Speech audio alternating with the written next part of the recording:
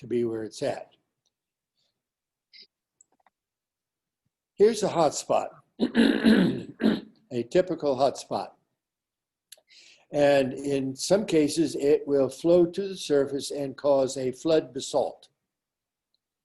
And that happens to be the case in India. And on other cases, it might just pop up to the surface and form volcanoes, and that's the way Hawaii islands were born, with these various intrusions into the plate, into the crust. So here we go with the Deccan Plateau. Notice that in this particular case, it flows over the country of India, and it filled in this part of India, and then it gradually sloped down, or sloped out, you to say, into this area below.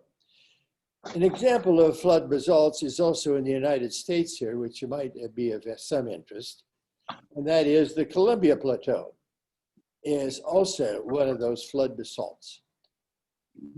Looking at that a little closer, this is the Columbia Plateau. So now we're in the United States. Now we got to get back to India. But at any rate, you get a little feel as to where this basalt is in the United States. Now, the result of these flood basalts, okay? It is 6,500 feet thick in multiple layers. So I'm trying to find out. It occurred between 60 and 68 million years ago during the Cretaceous period. Between many of the layers are found fossil beds in sedimentary layers. There, to give you a little time, it is in this period of times, Cretaceous period in the Mesozoic area, that I'm trying to get something to go. That this occurred. Okay. No, there you get a chance to see. Oops. How do I get rid of this? It's still visible, and I don't know how to get that off. Ooh, okay. I got to get it down.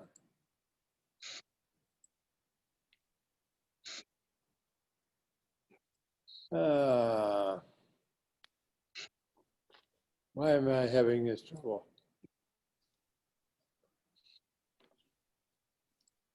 Oh, I got somebody. Let's go ahead and reshare your screen. Do you want to Yeah. share your screen? Yes, sir. Yeah, that's okay. I'm going to go back to here. All right. There we I go. know. See, there we go. How do I get rid of this top part in here? Oh, That's okay. really the best we can do. 'Cause Okay. It will stay. All right. Okay, now you had a chance to see this layering going on between the basalt and some of the limestone that was poured into it. Okay. Well, now we get to another part of that's famous for India and this area, and that's the monsoons. To know India is to, and her people, one has to know the monsoon. To the people of India, the monsoons are a source of life. Very true. Several seasonal reversal of winds is what happens. General onshore movement in the summer, show you in a moment. General offshore flow in the winter. Very distinctive seasonal precipitation regime. And it does rain very much.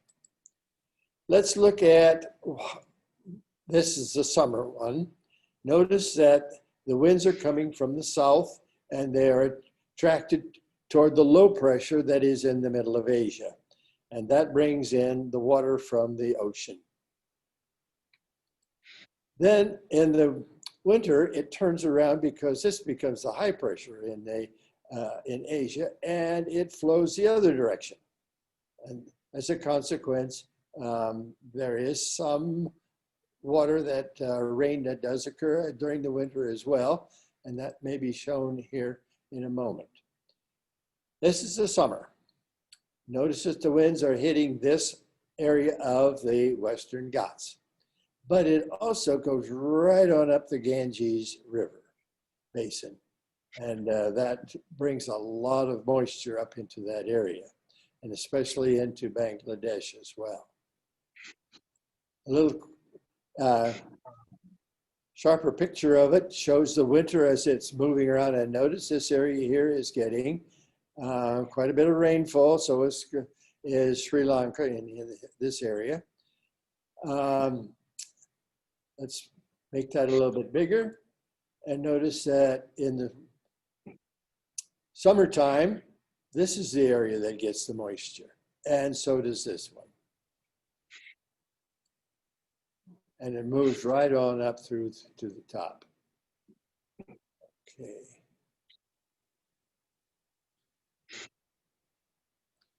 A quick picture of the monsoons. And notice that there's about 115 inches of rain for the year.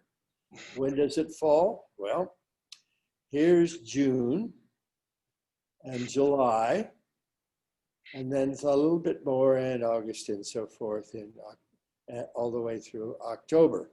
However, this is the time when the winter monsoons comes along, and you hardly get any rain at all. So you have a feeling that it really comes in one particular time. A quick picture shows you where this is probably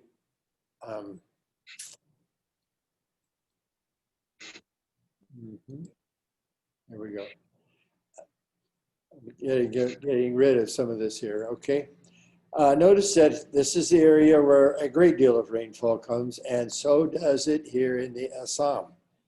So that gives you a little bit of picture of where the moisture does arrive. Potentially negative effects of the monsoons.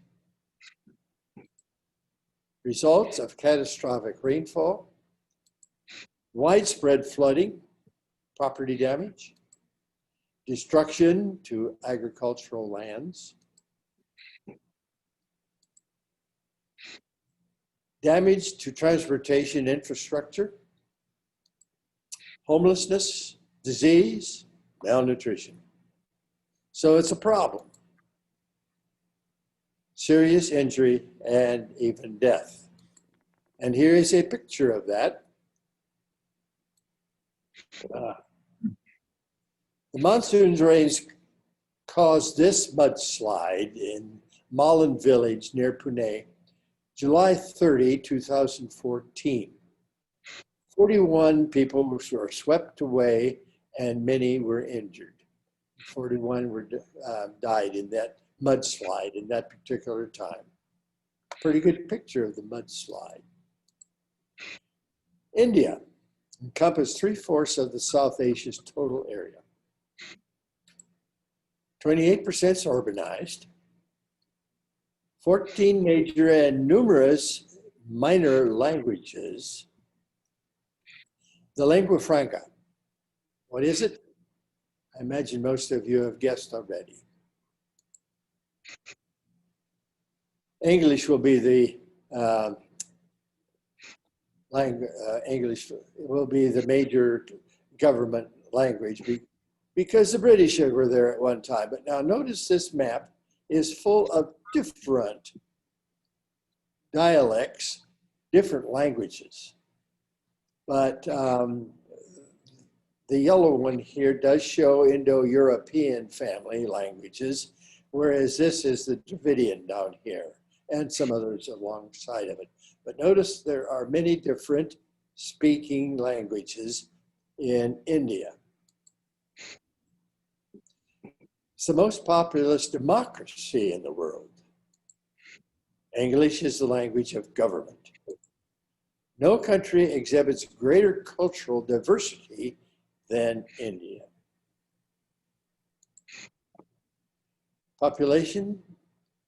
present count. Let's look at that a moment. India is 1.25 billion. And the people reproduce at only 2.55. This is the total fertile ratio. And that, of course, is 2.55 per woman.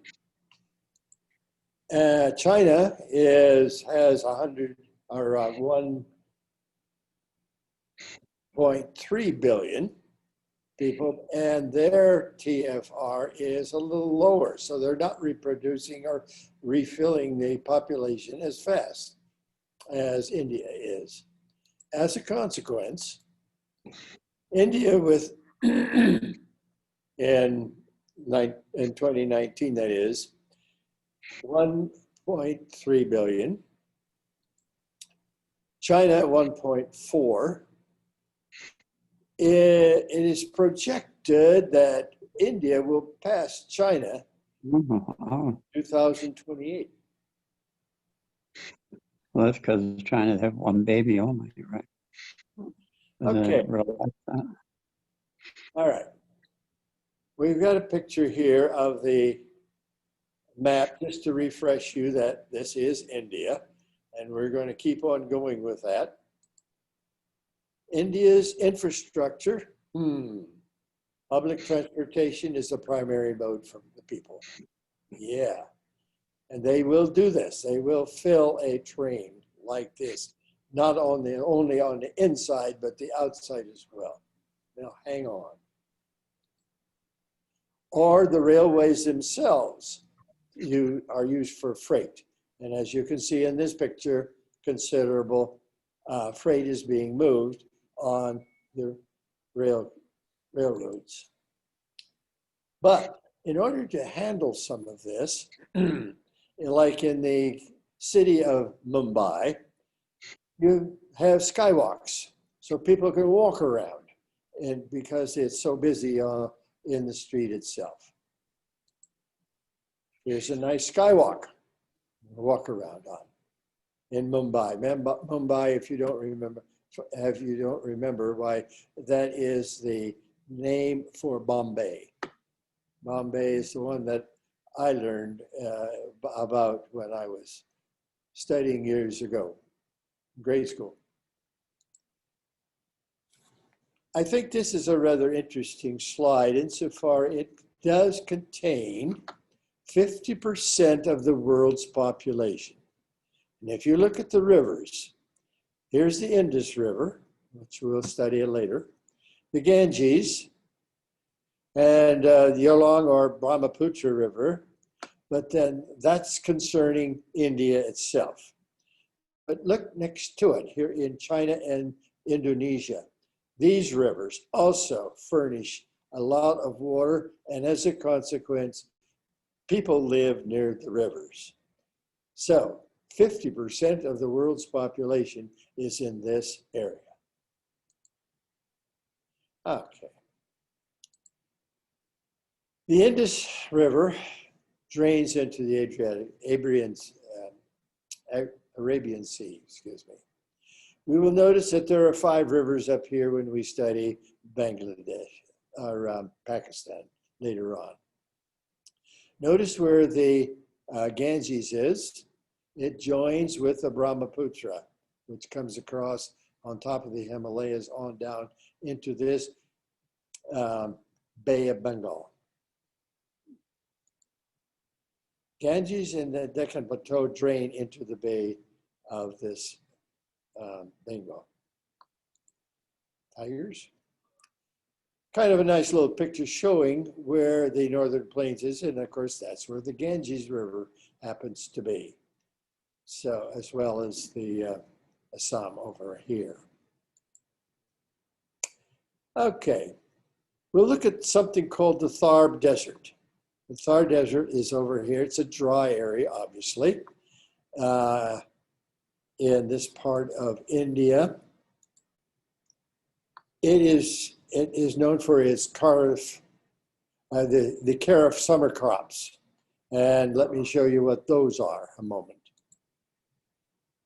Here's what the desert looks like in Pakistan and India because they share part of this desert. Here are the crops, rice, maize, groundnuts, and let's see this one you can't see down here, jowar, and pulse, and cotton. They're all part of this Thar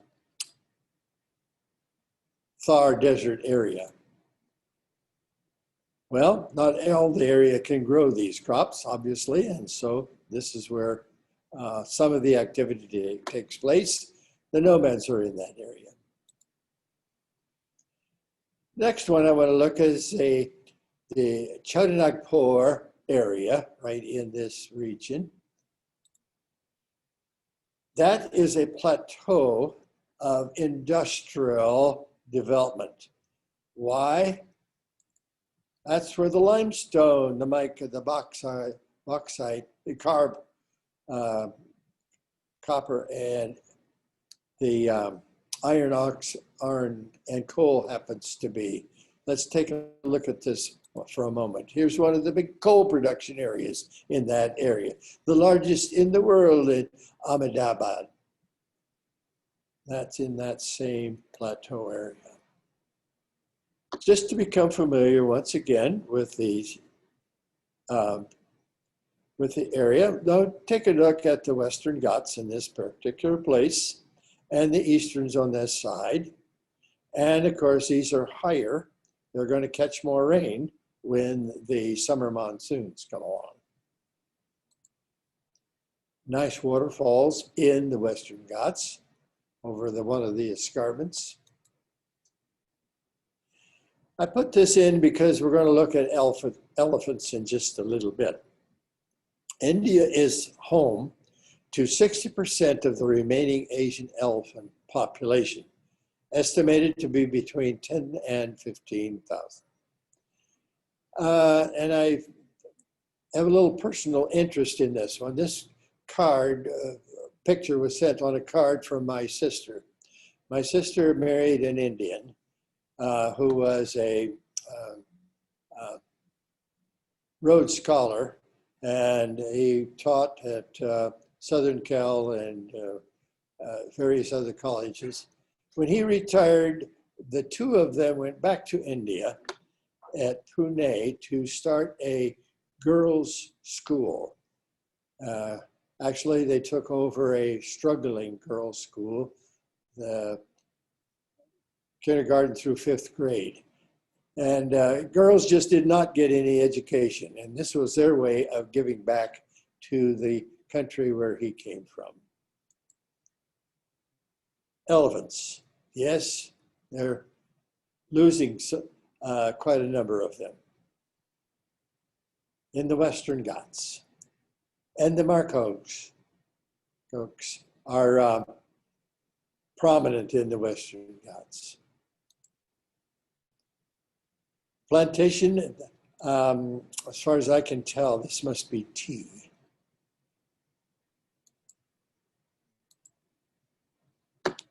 Here's a quick fact or two.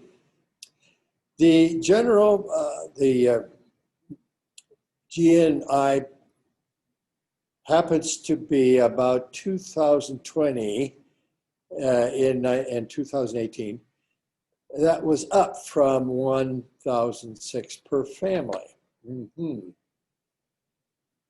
Well, India is home to one third of the poor people in the world. And we'll see that we have some rough particular places for which they live here in just a little bit too. But it has the fastest growing economy. Economic development here is in handicrafts, old and new branches of this, and the branches of industry. Okay, and this gives you a little idea that they must be in the clothing business. Multitude of support services and nuclear power. India is right on top of the modern system. The clothing industry is one of them. Now, I want to start here because we're going to get into some high-tech stuff. Bangalore is right in this particular spot of India, Bangalore's city. Okay? It is known as the Silicon Valley of India, home of most prominent world companies located in Bangalore. Okay, excuse me. Here is a picture of Bangalore. And here's one of the industries. The Oracle Financial Service Software building in India is this one. Actually, the Oracle Financial Services are worldwide. I believe the headquarters are in California, but this is some kind of a building. And I imagine a few people that are listening to this know about this financial services. In that same place is the ancient palace and grounds of the Bangalore, see if I can get rid of that, the Bangalore Palace, okay?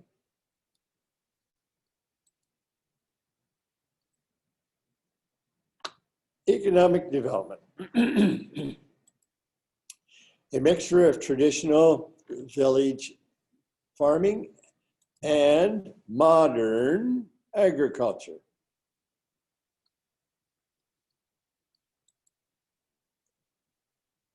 Here's a picture of some of it. India ranks second worldwide in farm output. That's amazing.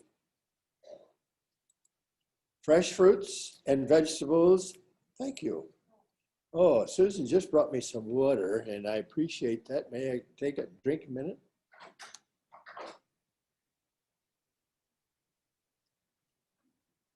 Ah, that's better. Fruits, vegetables are raised on small farms.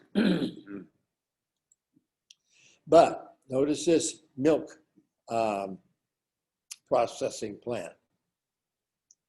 But they also raise cassava and bananas, but that's not all. Sugar cane. Oh, man. Sugar cane crusher here to take care of some of the juice that they need for their festival. Interesting kinds of equipment. Much of it is on an individual basis. They do have machinery in many places, but some places they don't. Field of mustard. And another way of tilling the soil. No tractor here.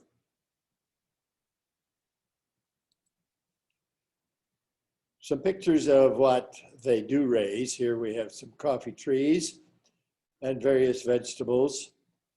And jute seems to be a very important part of what is raised in India. Of course, they like to make the rugs out of it, which you see right here.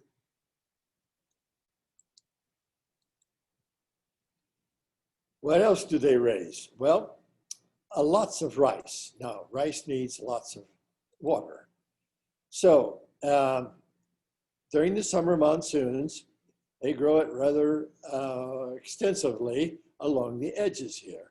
The green here shows the areas where rice is being raised, okay? But these other areas also are important. Here's the millet. Millet grows in the rain shadow of the Western Ghats. And wheat is grown in the cooler areas of India. Now, gives you a little feel that India does produce an awful lot of food. And in fact, sometimes they will export various quantities of their food depending on the year and the demand. So agriculture is a big business for them. Now, some years ago, they were helped a bit, as well as other countries, in what is called the Green Revolution, the successful development of higher yield, faster growing varieties of rice and other cereals in developing countries. Okay, India was one of those. It was the International Research Program in 1960, and they focused on the food crisis. New regulation systems, that's one. Intensive use of fertilizer. And this looks like one of the results. Now, this happens to be in the Punjab region, but it is part of India and also of Pakistan. The Eastern Ghats are the lower ones. It's this area in here. Okay. Most of you probably know about India. And when you look at the Ganges River. Well, let's make sure we know where we are. Here is the Indus River, all right? But we're more interested in the Ganges at this point and the Brahmaputra. Notice that the Brahmaputra is on the leeward side of the Himalayas and actually gains its water from there and then crosses over into the Assam region. So we're looking at the Ganges and the Brahmaputra rivers. And if you can take a quick look at this, it does travel nicely through that valley, just below the Himalayas. But when it gets down to this point, it starts to distribute. So you have a whole group of rivers that are fed by the Ganges and the Brahmaputra. So this distributed area then has many trails into the Bay of Bengal. And we'll notice when we look at Bangladesh next time, how that really floods the whole area again and again.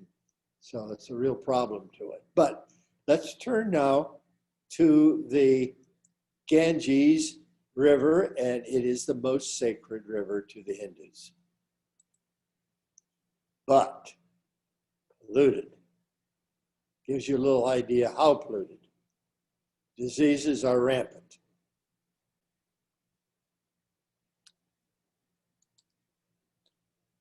Here's a picture of November 2019. Delhi, serious pollution from fires at that time. So that's only a year ago. The Ganges is used for laundry. Come down and take your clothes and wash them up and dry them on the bench, on the wall out there. That's not the only thing they do here. They bathe.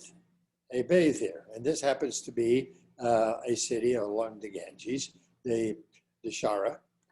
And so they swim in this polluted water. Again, showing a different view of how they are in there swimming. Now, here they're taking a holy bath in this polluted water, and there's some significance to this.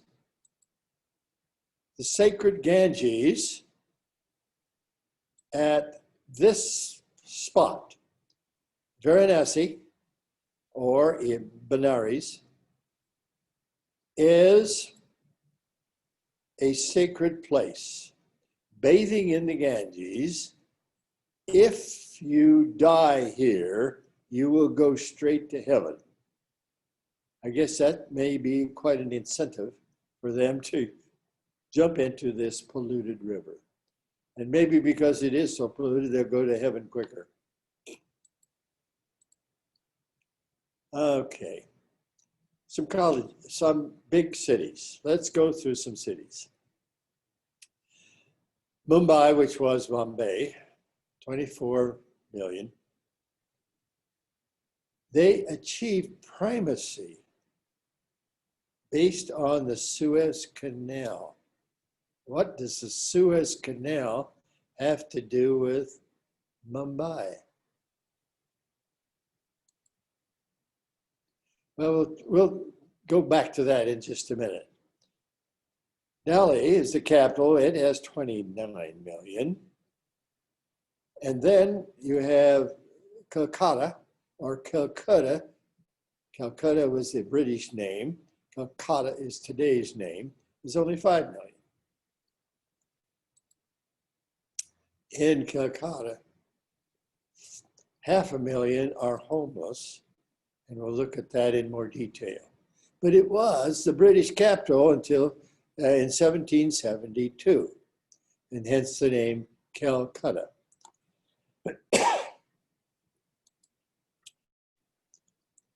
This town was adversely affected by the partitioning of India into both the Pakistans, and we will cover next time as far as the Pakistans and their division is concerned. In Mumbai, take a little look at how it looks in the map, Calcutta and Delhi.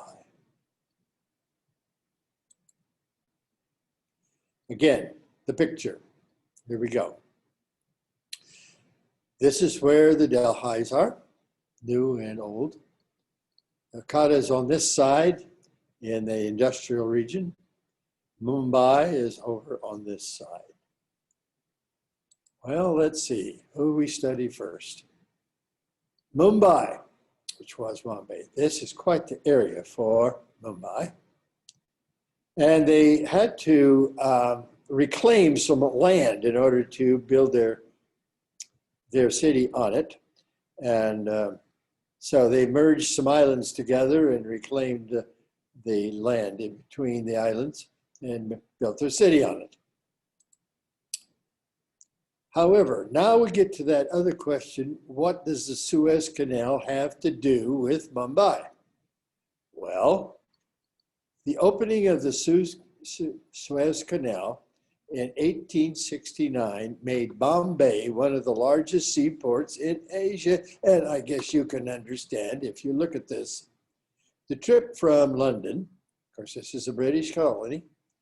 The trip from London was 12,000 miles over against this trip through the Suez would cut it down to 7,200 miles.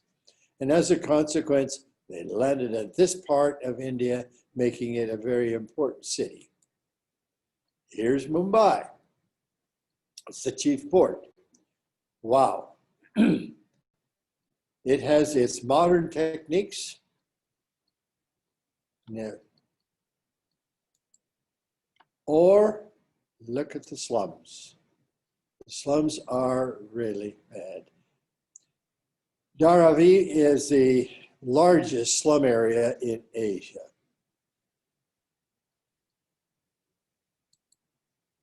But they have a nicer region here. I'm going to drink a little bit of water here. There, okay. So there are two different pictures of Mumbai in that way. One of the important parts of Mumbai happens to be the temple of Munbadavi, the goddess of Mumbai. But notice the British influence.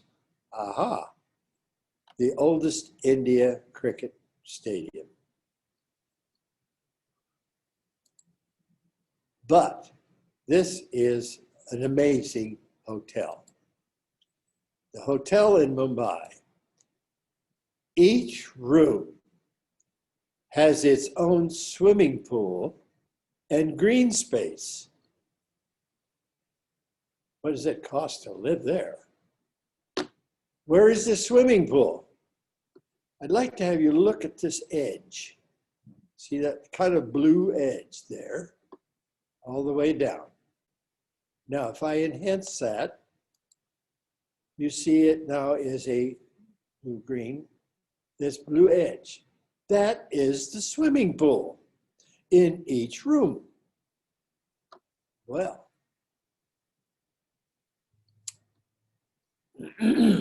how many of you are going to go there next week?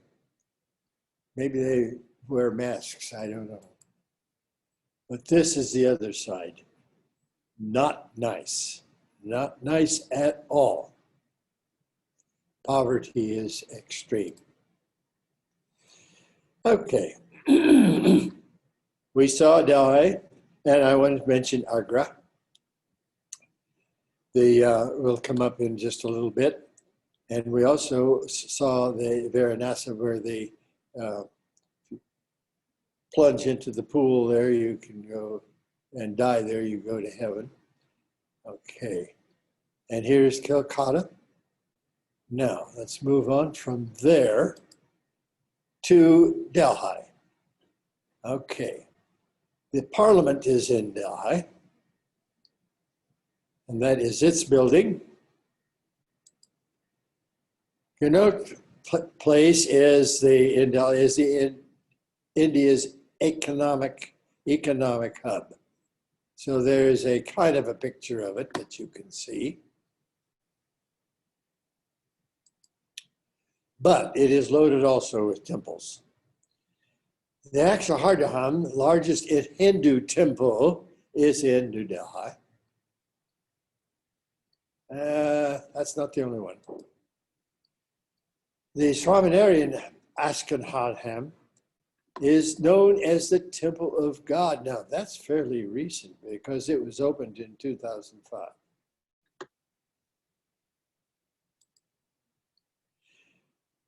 There is an interesting, the Jama Masjid is the principal mosque in Old Delhi. The towers are rather interesting. There are 4 towers of sandstone, but also marble. They are 40 feet high, 1, 2, 3, 4. And gives you a picture of them again. This area, this temple area, can hold 25,000 people. They can pray here at one time. An ancient one, okay, Muslim. Now, we have to go into a little bit of a background. The Mughal Empire. By the way, this has nothing to do with Harry Potter. Oh no, that's Mughals. The Mughal Empire. Emperors of Turco-Mongol descent developed highly sophisticated mixed Persian culture. And that is in 1700. 110 to 130 million people lived in that empire, but it declined rapidly after 1725. Question is why? Wars, agrarian crisis, famines, and so forth. Religious intolerance. I mean, Islam was not being tolerated. And of course, British colonialism. So where does the empire go? Well, we still remember a lot of it in its buildings. The capital is at Lahore, up in this area. It's in the Ganges River Valley, awfully close to the Punjab. Actually closer to the Indus River drainage area. And the Agra is where the Taj Mahal is located. This particular one, the Badshahi, is in Lahore. It's the largest mosque of the Mughal Empire. The Taj Mahal, well, it was a Mughal monument built by Prince Khurram, Emperor Shah Jahan in 1628. And you will see another picture of it. The Jewel of Muslim Art, built by the Shah for his third wife.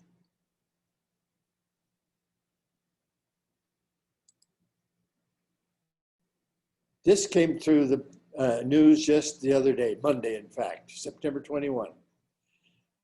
It had been closed because of the virus for all this time, and now it's just been reopened. Here's another old building built by the Mongols. This hall of public audience is built by the Mongols. It was an extension of the Persianate Empire, but that building is being used yet today. India's Independence Day is celebrated in this hall every year. Well, now, Calcutta. Notice where it's at, down here. I don't know if you can see my little arrow. It's right in this area. It is close to the ocean and gets floods all the time. Every time the summer comes along and gets some more rain, monsoons, why, it gets flooded. Some of you remember, let's see if I can, what's this here? Mother Teresa's home of dying people.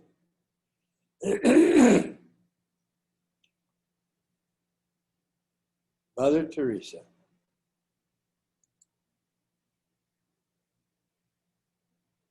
She was truly compassionate to these poor people. The untouchables particularly.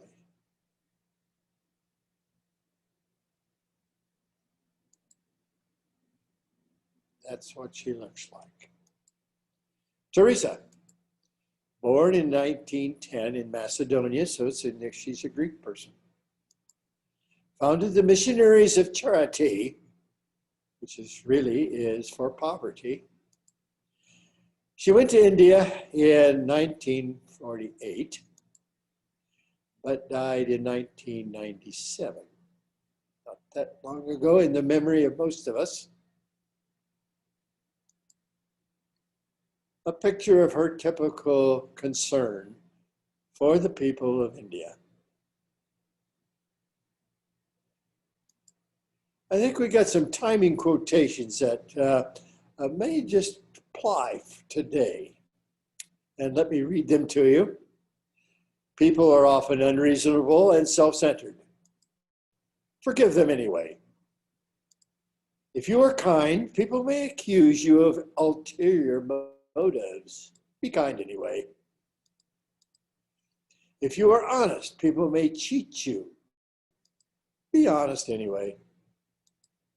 If you find happiness, people may be jealous. Be happy anyway. The good you do today may be forgotten tomorrow. Do good anyway. Give the world the best you have, and it may never be enough. Give your best anyway. For you to see, in the end, it is between you and God. It is never between you and them anyway. Mother Teresa. Well, Calcutta. This is what it looks like on a daily basis. I'll just show you a few pictures of Calcutta. I would say they are not practicing social distancing.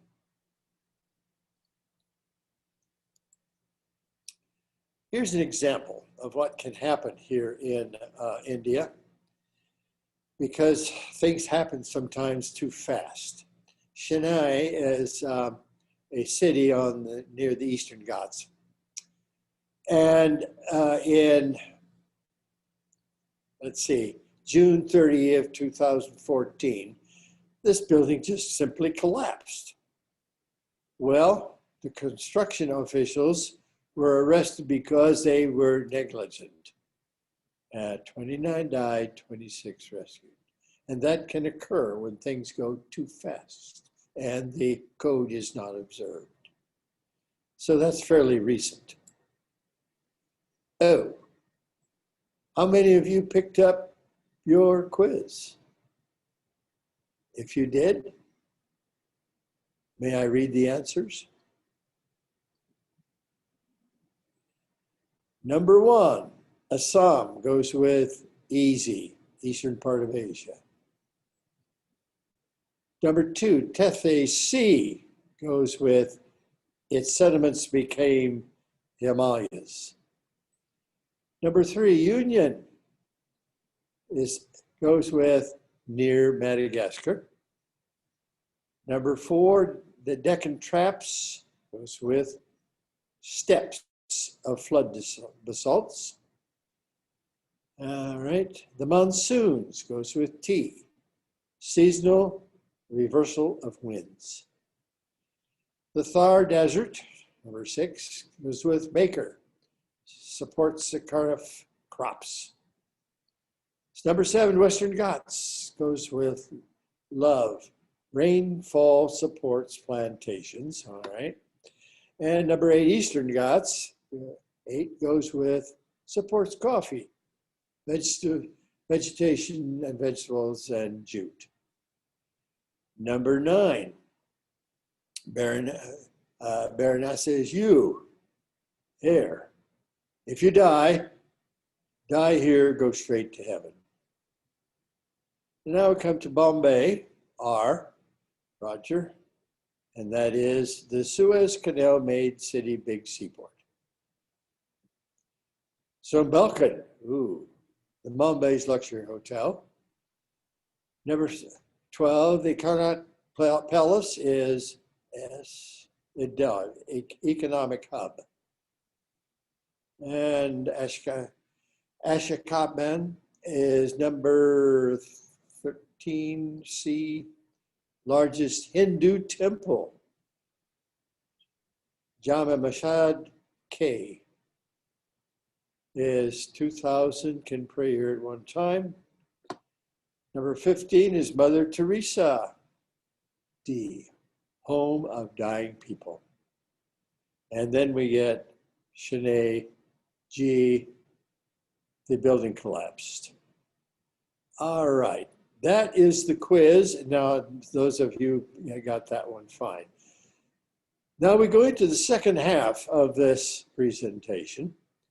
And that means there is another quiz at the end of this, but I'm not sure that got sent to you. So we will proceed anyway. All right. Population movement. This is kind of a general geographic statement. Cities attract, that's true. Villagers are driven off by desperate conditions because they need the better conditions of a city. Hundreds of homeless then go to the city and they sleep in the streets. And so they want to have a better life, but not necessarily getting it. To understand that a little bit, let's go into what we're known as the cultural hearths. You have to go way back in order to see when they were established. And the beginnings of some of the cultural developments and population gatherings are generally along rivers. And if you notice, that is true, Indus River, Ganges River, the two that we're concerned with today happens to be an important part of it. But also the Yellow River, the Wangwahang River up here, and the Mesopotamia, Tigris, Euphrates rivers, and Nile River, they were all, as well as the Niger River over here, were all part of one of the old hearths. If you go into the Americas, they were not on the rivers. One was around what is today Mexico City, and the other one is in the Incas built in Peru. All right. where an early culture emerged and developed. That's what this is. Arts and trade routes emerged from isolated tribes and villages to town and beyond. Hinduism emerged from the beliefs and practices brought to India,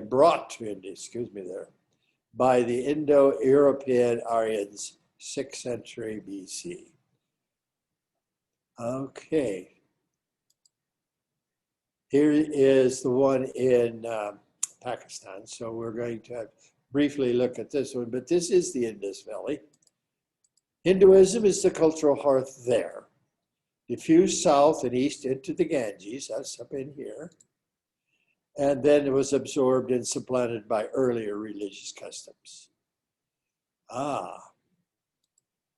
Hinduism was losing favor, and Buddhism was born from the discontent. Made the state religion of India in the 3rd century BC. That's Hinduism. Islam swept through Central Asia from the 8th to the 10th century. And to give a little picture here where they are. This is the area of Hinduism, the yellow part. The darker part happens to be Islamic. And then, of course, you have some Buddhism coming in this area, up in Nepal and so forth, which we will look at it later. Also, Sri Lanka has quite a bit of that. Now, here we go. The major tenets of Hinduism. 3 main ideas are important in understanding the Hindu religion and the caste system. Aha, looks like there's a cow. Reincarnation.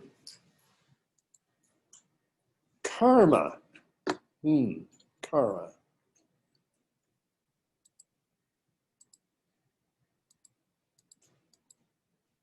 And then Dharma.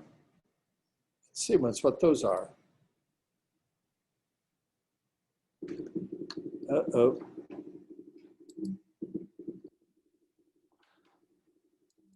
I'm having trouble, Susan. Are you leaning on the keyboard? No, I'm not on the key. Not leaning on it. Oh, there, I got rid of it. Thank you. Yeah, Hinduism. There we go. Not just a religion, an intricate web of religious, philosophical, soil, economic, and artistic elements.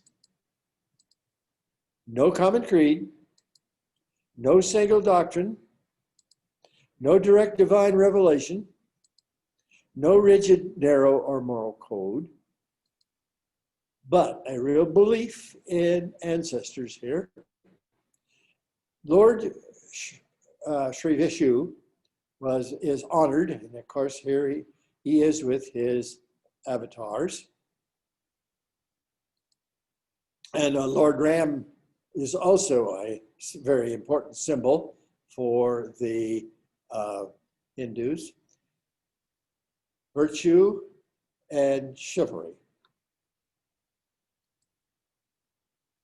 They celebrate this whole thing, Hinduism, and the river.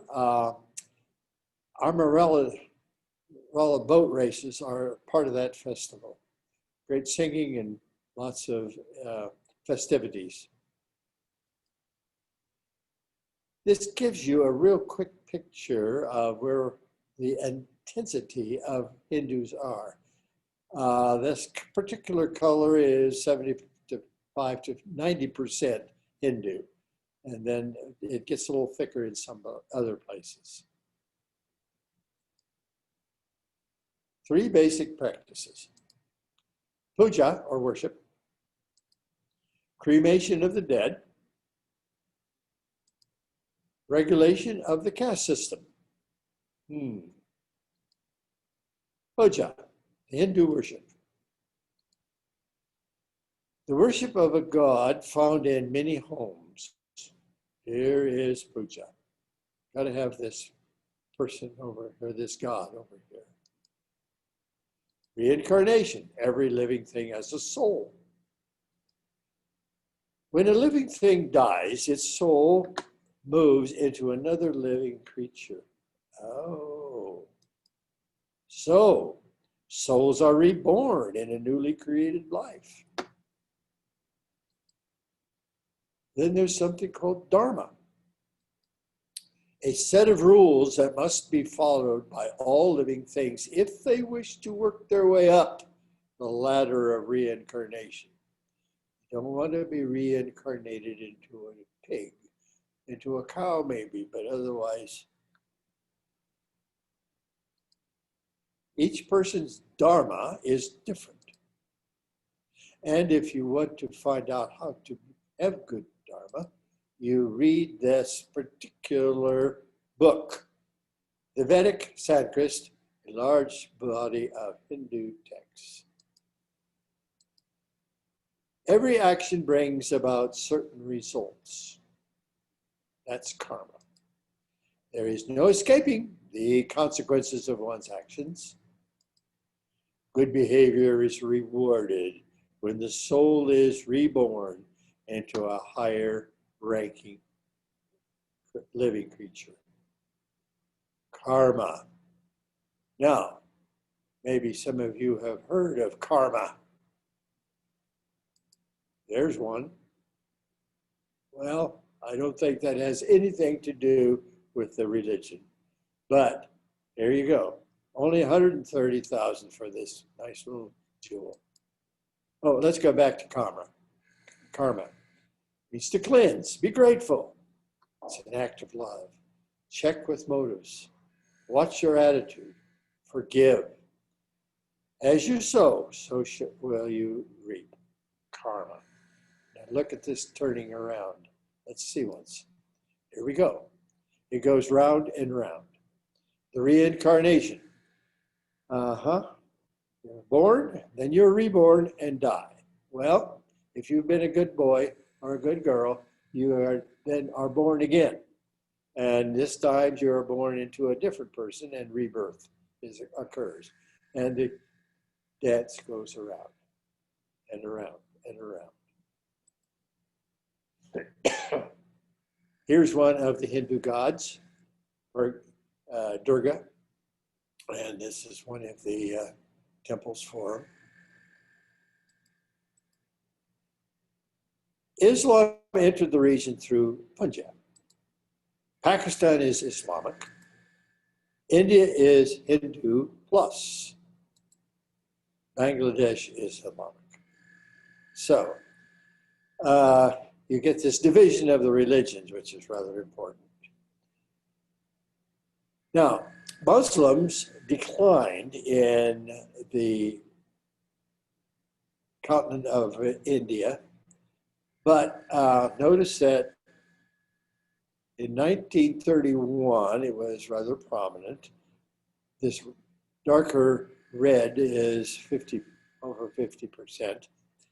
Well, they gradually lost that as they went into 1951, but they're still very, very prominent.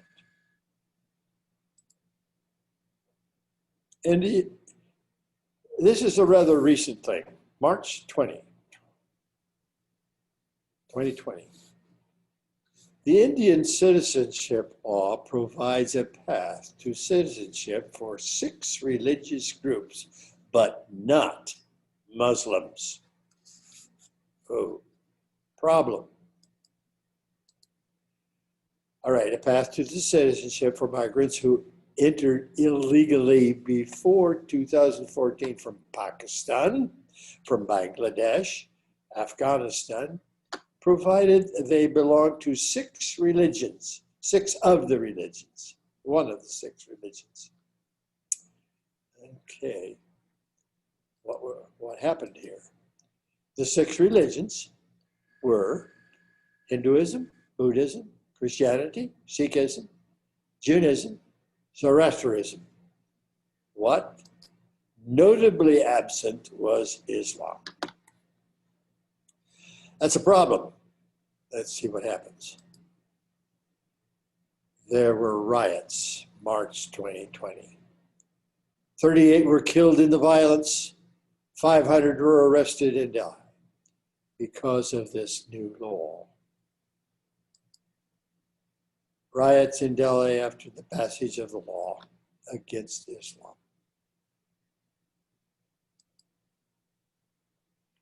Well, let's look at those two religions just a moment. Islam, monotheistic. Oh, Hinduism, polytheistic. No idols under Islam, many under Hinduism. One sacred book under Islam, many writings under Hinduism. Uniform dogma under Islam, varying beliefs under Hinduism. Let's look at Islam for just a moment. Faith in one God, Muhammad, prayer 5 times a day, almsgiving 2.5% of your savings, fasting during Ramadan, the Hajj pilgrimage to Mecca is important. Okay, those are the 5. Contrast continued. Islam, intolerant of other religions. Hinduism has absorbed other religions. Yeah, you can eat beef here, venerated the cows on this side. Sacrifice cows, okay, that's okay. You bury the dead, here you burn the dead and alive. Wow. Islam, social equality. Hinduism, caste system. All right, this was social equality in theory. Theocratic society, state of secondary importance. That's what the state is just not as important.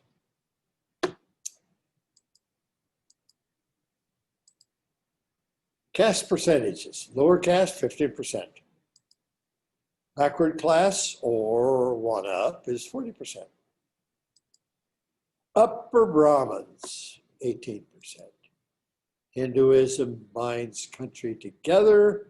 Centripetal forces and sometimes involved Gandhi, Nehru, and Indira Gandhi, very important people in this whole binding of them together.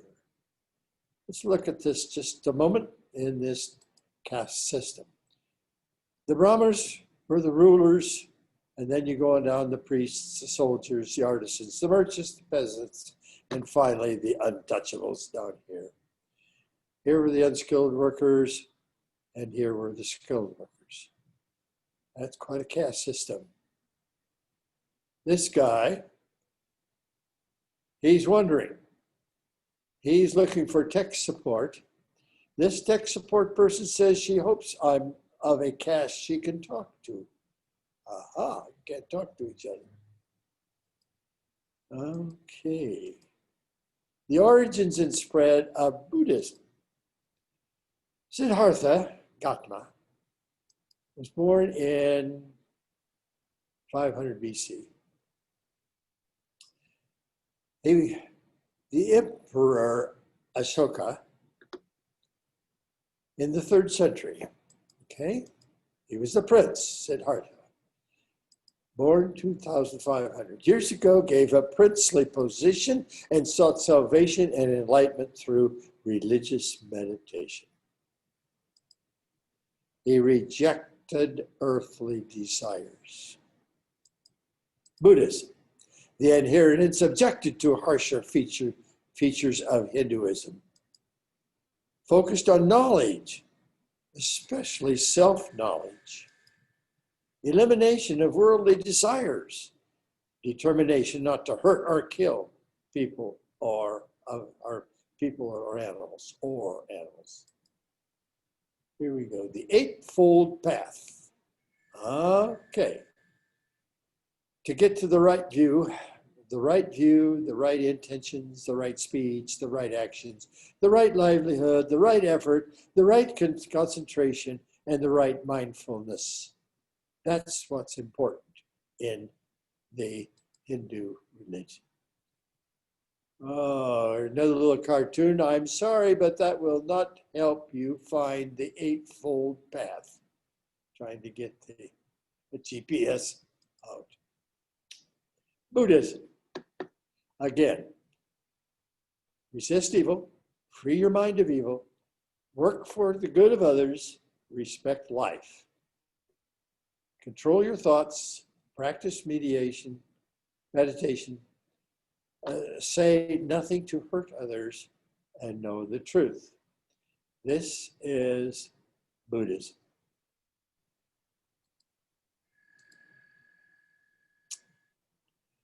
The right speech leads to understanding. The understanding leads to wisdom.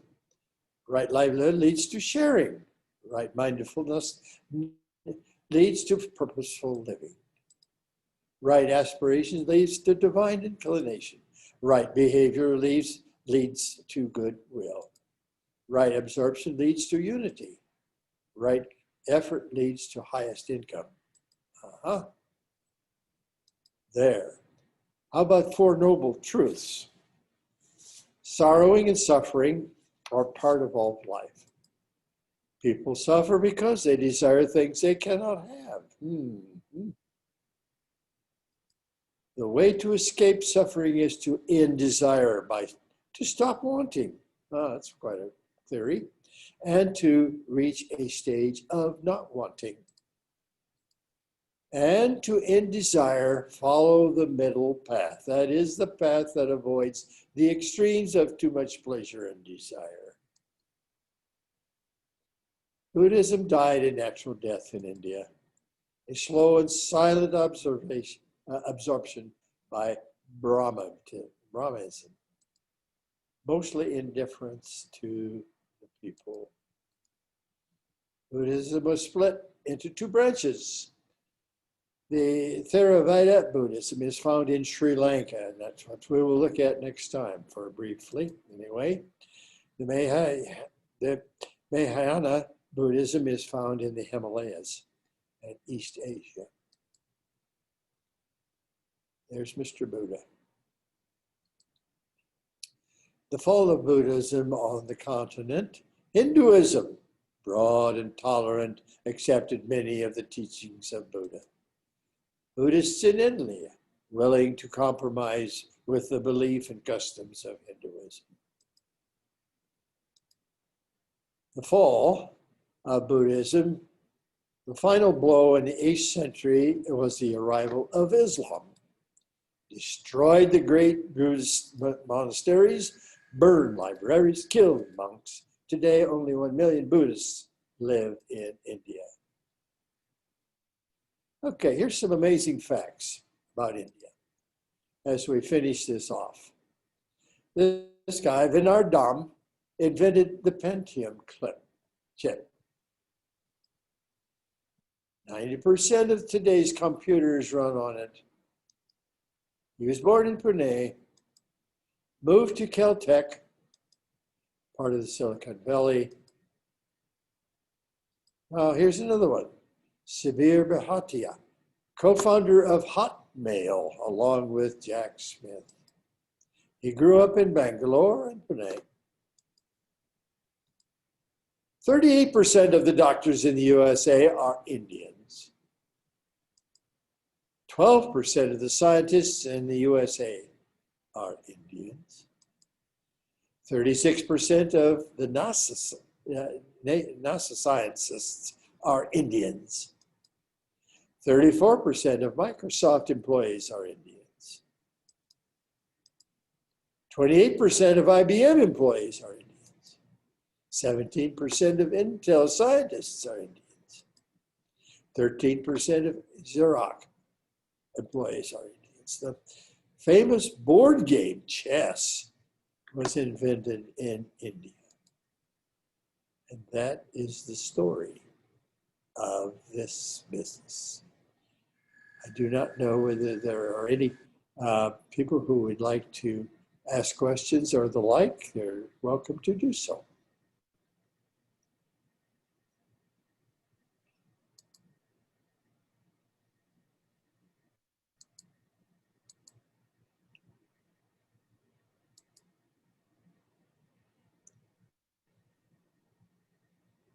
Is there anyone? If you would like to ask a question, be sure to unmute your mic. I would like to ask a question. Can you Go hear ahead. me? Yes, I Yeah, can. about the third or fourth, maybe the fifth slide was a real clear picture of India, and it is how it's partitioned and countries around it. Could you repeat that slide? I can try. I think can try. I can make you it use work. the here. back and forward arrow keys to quickly go between slides. Yeah. Uh, Do you see at the bottom of your screen? There's also Yeah. I think around 200 There's- slides, so jumping to the beginning might take a minute. It would be about Yeah. the fourth or fifth slide, the very beginning. Okay. Can I get up here? I can help you to do that. Let me just come back in. I was going to try the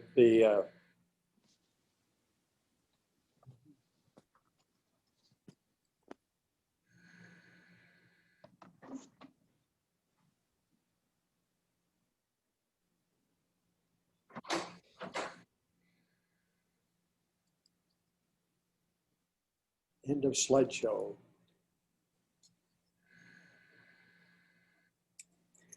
So we're gonna wanna just scroll up on your, here, let me Oh, have this for just a second.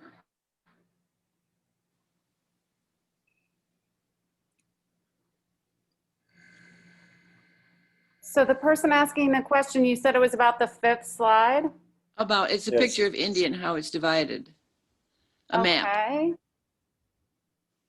that should be it right about there. That one.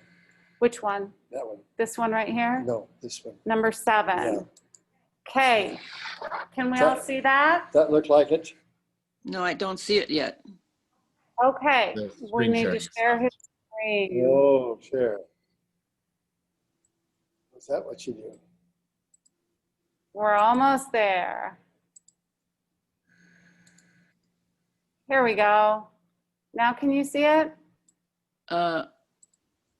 Yeah, wait, enlarge it. There you go. Yeah, that was the one. Okay. Go ahead. And you want to do? Can I make it even larger?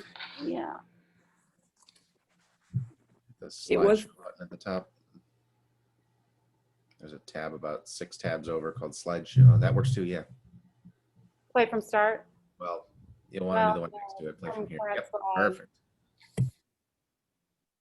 Thanks, Leo. Okay. No, is it pictured? Okay. Yep. What was the question? The question had something to do with the various countries besides it? I just wanted to see it again because I wanted to look at it good. Oh, I see it. Yeah, if you were in class, normally this class, by the way, was all prepared for March. And I had to kind of redo it and thinking because I was looking for people to react out of the class. And you would have had a map like this handed to you. And then you would have been able to see what we were talking about as we went along. Okay. Thank you.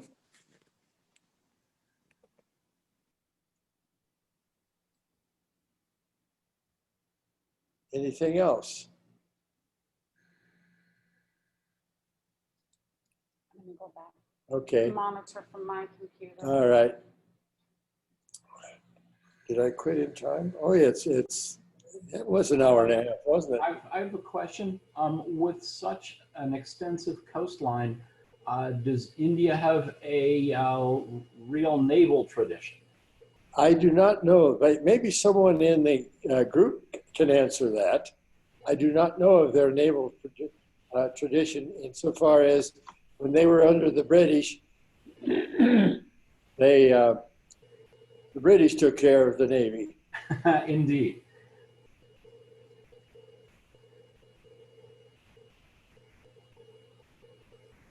Okay. Does anybody have any other questions? Such, Or comments or remarks that you've been there and have some stories?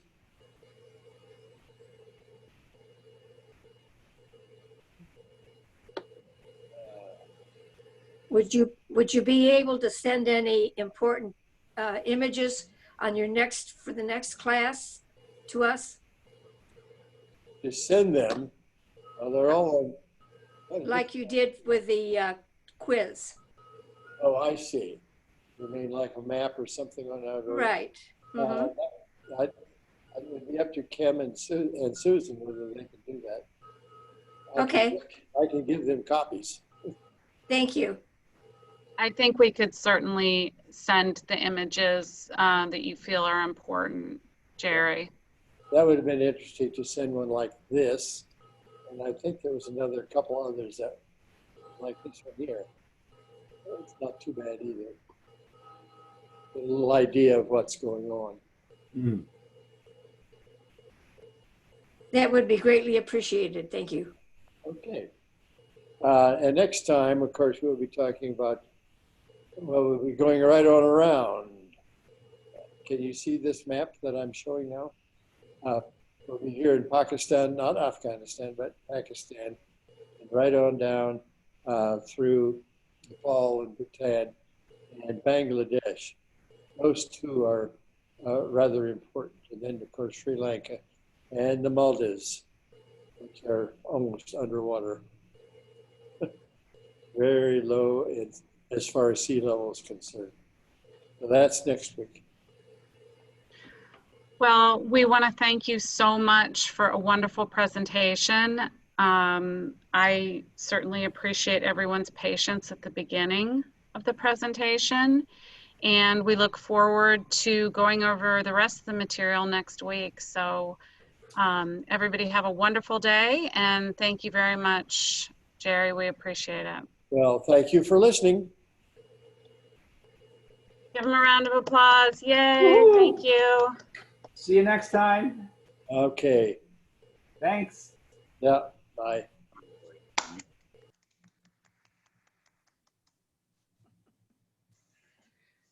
You got leave down here. Yeah, but I want to.